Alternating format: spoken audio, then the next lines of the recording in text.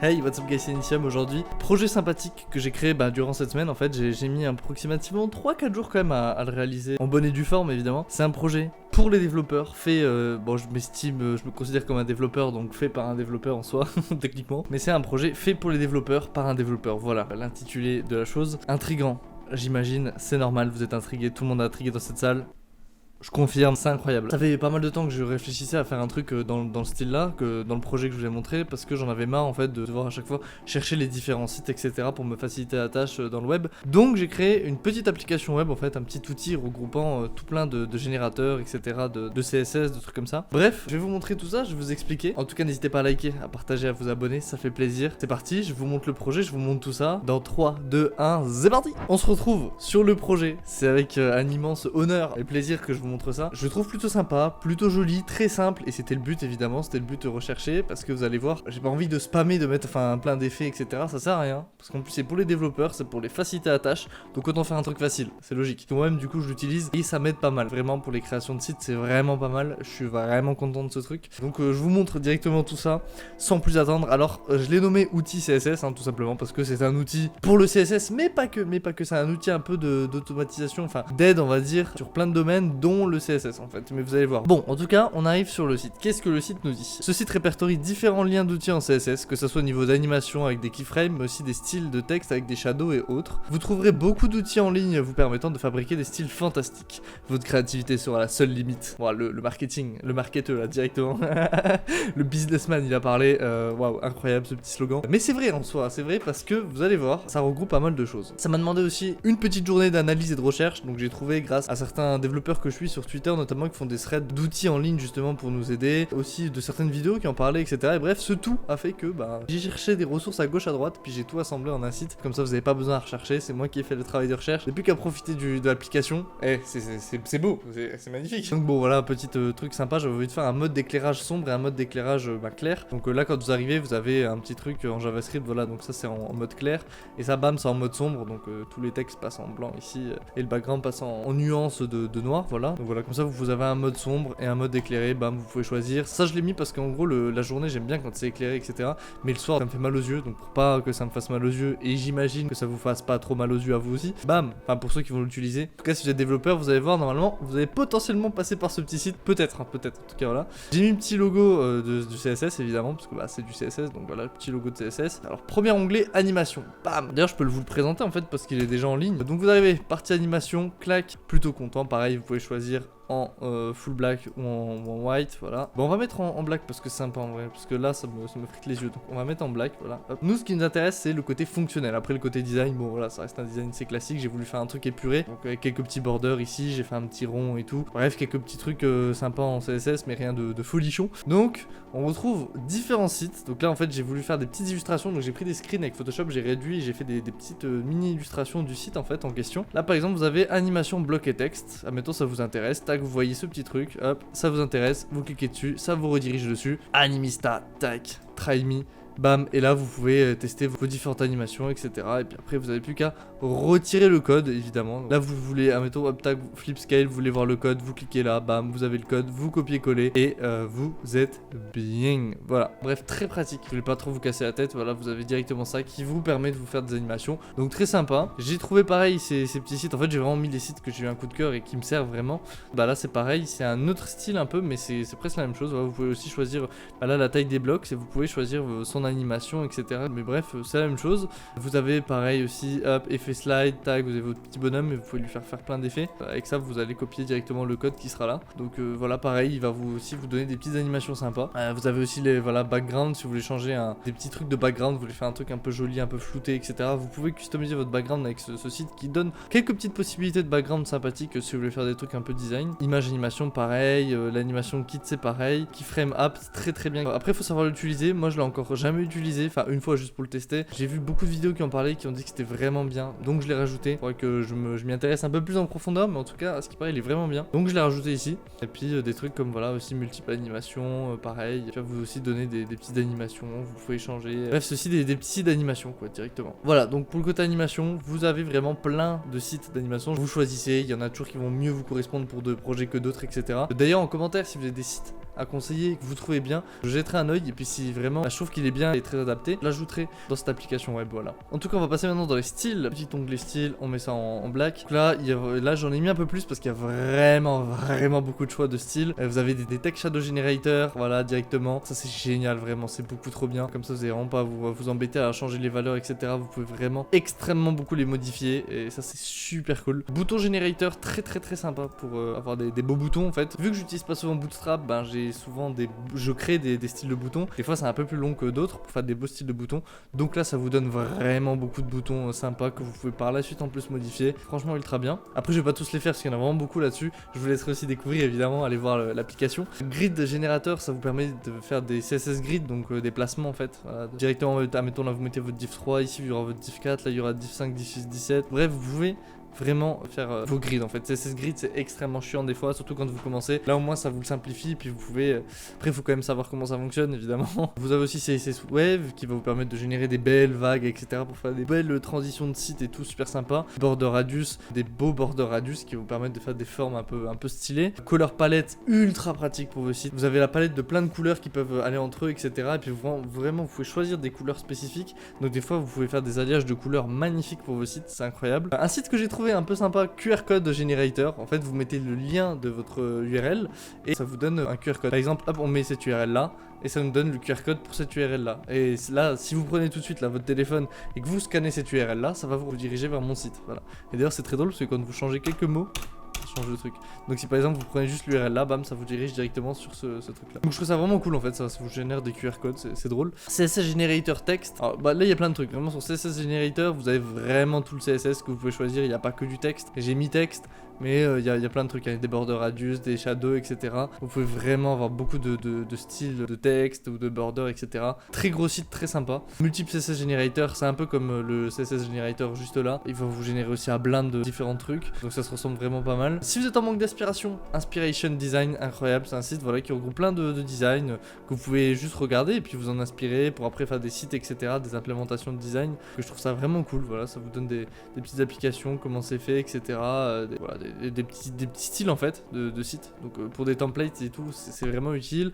Pareil, Inspiration Website, ça j'ai utilisé Dribbble, voilà, donc c'est très connu pour directement vous inspirer de sites déjà existants, d'applications et tout. Si vous êtes en manque d'inspiration, c'est vraiment sympa. Color Palette Site, c'est aussi pareil, plein de palettes de couleurs qui iraient bien avec des sites, donc ultra bien pour faire des bons alliages de couleurs en fait. Supprimer le background, ça c'est un site avec une intelligence artificielle. Si vous lui donnez une photo pas trop dure à supprimer le background, ça supprime le background. Ça vraiment pratique. Moi après je le fais souvent avec Photoshop, mais bon ça prend du temps de tout détourer et tout par détail. Donc ça si vous n'avez pas le temps et que votre image n'est pas ultra complexe non plus, vous l'envoyez et ça supprime le fond et vous avez votre background. Bon, photo free, voilà, pour si vous voulez des photos de design, d'illustration gratuitement, c'est ici. Pour compresser vos photos sans perdre la qualité, c'est ce site là, incroyable. Emoji, si vous voulez des petits emojis sympas gratuitement qui sont libres de copyright, le petit site là. Deuxième site où il y a des free logos et pareil, troisième site. Et enfin UI CSS code pour générer l'UI design de votre code en fait, et vous pouvez à chaque fois changer en fond, etc. C'est ultra pratique je trouve. Voilà pour le côté style, ce que j'ai mis. Je vous laisserai aller regarder, tester, etc.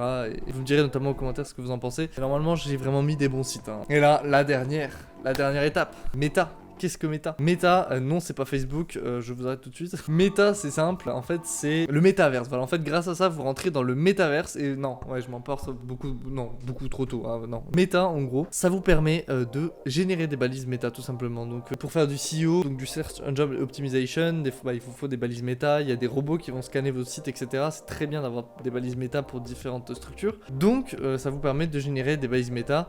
Et dans Meta, j'ai mis Meta CSS et autres parce que j'ai mis du coup un peu tous les autres sites utiles mais qui ne sont ni des animations, ni des styles, ni des balises méta en fait. Voilà. Donc là vous avez votre générateur de balises méta, vous avez un autre générateur de balises méta qui sont très bien d'ailleurs parce que vous allez là, vous mettez vraiment tout ce que vous voulez, c'est vraiment très précis. Vous pouvez même directement parler aux robots en fait, suivant les robots qui vont scanner votre site, des moteurs de recherche. Donc vous pouvez directement mettre des spécifications, c'est très bien. Bref, j'ai mis deux trucs là. J'ai mis un générateur de readme comme ça, hop, tranquille pour GitHub. Vous pouvez faire des petits générateurs de readme. Vous avez un correcteur de texte en anglais. Voilà, si vous faites des fautes ou quoi en anglais, au moins vous le passez là-dedans, ça vous corrige avec une fiabilité de 80-90% on va dire. Si vous l'envoyez des documents gratuitement, et je crois que c'est plus de 50 ou 100 gigas par mois, tac, suite transfert, j'ai trouvé, c'est gratuit, pas besoin de créer de compte. Vous envoyez vos documents, ça reste valable pendant 30 jours. Vous avez jusqu'à 100 gigas je crois par mois.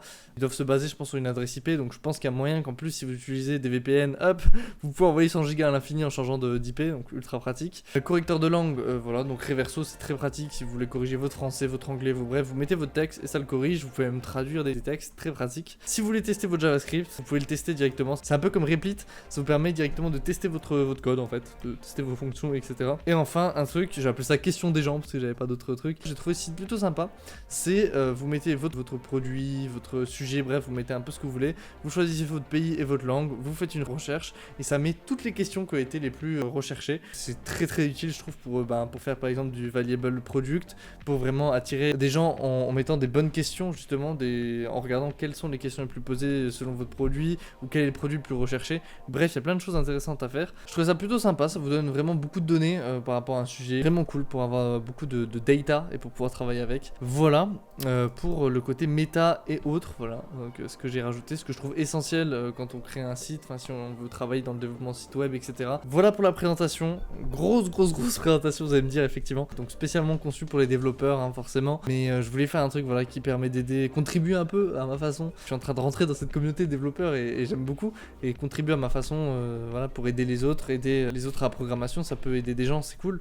Et j'ai vu à chaque fois beaucoup de gens qui donnaient des trucs en mode regardez, ce site là il est bien, ce site là il est bien, ce site là il est bien. Et moi au début j'avais un Word où j'avais tout listé. Chaque fois j'ouvrais mon Word, je regardais, je sélectionnais, bref, c'était pas pratique. C'était un peu le fouillis des fois, c'était mal rangé. Donc je me suis dit autant faire un site directement, tac. En plus là il est en ligne, donc vous êtes en train de développer, ça prend même pas de place sur votre ordi, vous avez rien. Tac, vous êtes en train de développer, putain j'ai oublié comment il s'appelle le site, tac, vous allez sur outils CSS, bim, vous allez sur mon lien, tac, animation, ah en fait j'aimerais bien faire une animation comme ça, clac, effet slide, vous êtes sur votre effet slide, j'aimerais bien un bounce in left, hop, ah c'est comme ça, ok, tac, copier-coller, vous avez bounce in left.